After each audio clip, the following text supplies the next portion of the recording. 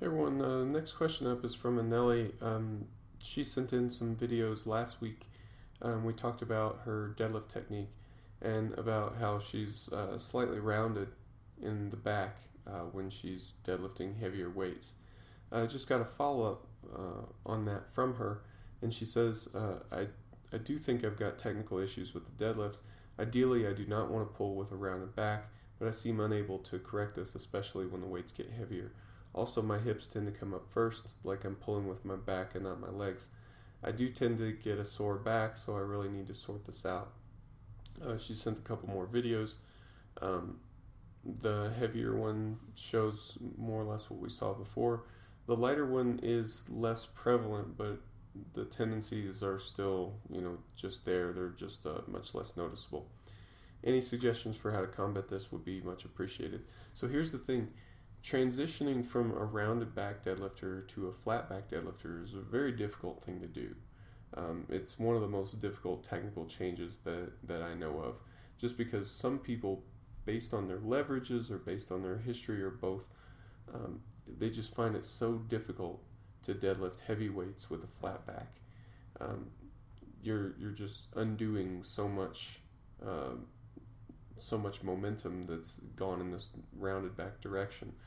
Depending on how long they've been doing it, it can be a challenge to fix. So if you decide that this is a thing that you want to fix for sure, then I'm asking you to be patient with it.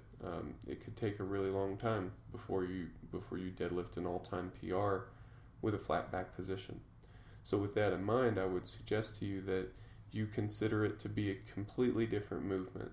Consider it to be an exercise that you've never done before. Flat back deadlifting.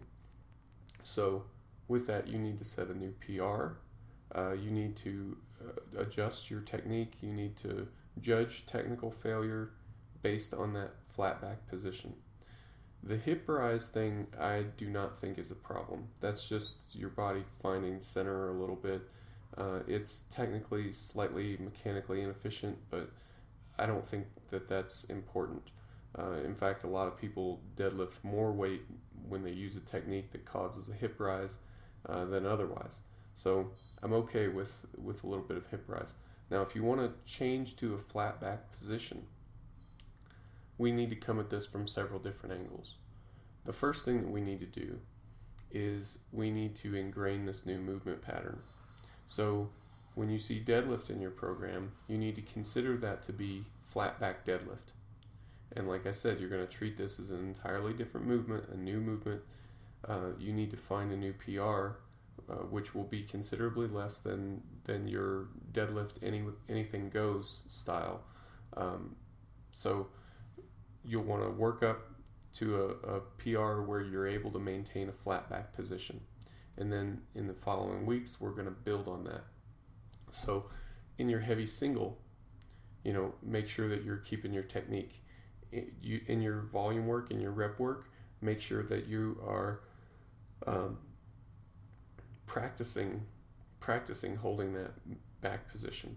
So that's going to be one primary way that we're going to address this, is just through practice of the lift. And you've got to be diligent about it.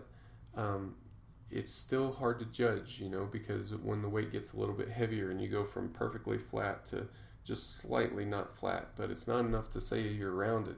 What do you do in a situation like that? It's tough to say, and it's a judgment call. But I'm just letting you know that those days are ahead. The next thing that we'll do, we'll address this from kind of a mechanical standpoint with the assistance work. The assistance work that's packed into the program is going to be good for you. So I would, just based on this conversation right now, I don't remember if we advised any changes last week or not. I'm thinking that I probably didn't, but just based on the assistance work that's in your program as is, you can keep those the same. Stuff like pause deadlift is going to be really helpful for you because it's going to require you to use some static strength to maintain that flat back position. Stuff like rack pulls is going to be good for you too, because you'll get exposure to heavier weights in a flat back position. That'll be a good overload movement. it won't target a weakness so much anymore, and it'll be easy to go crazy on them, because you're in a much better position once you get to that point. But it'll be good to expose you to heavier weights. Just make sure that you're going to have somebody watch every set, or you're going to have to video every set and watch it immediately afterwards to determine if your back is rounding over. At least for a while, that's going to be how it is. So that's the second prong. And then the third prong of the approach is we need to strengthen the muscles of your back to be able to isometrically hold these loads. So we can do that through supplemental work. Make sure that your supplemental work is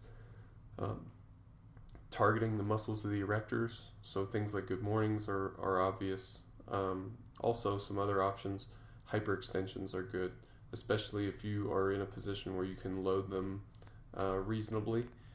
Something that's going to require you to do some back action and maintain that position under load.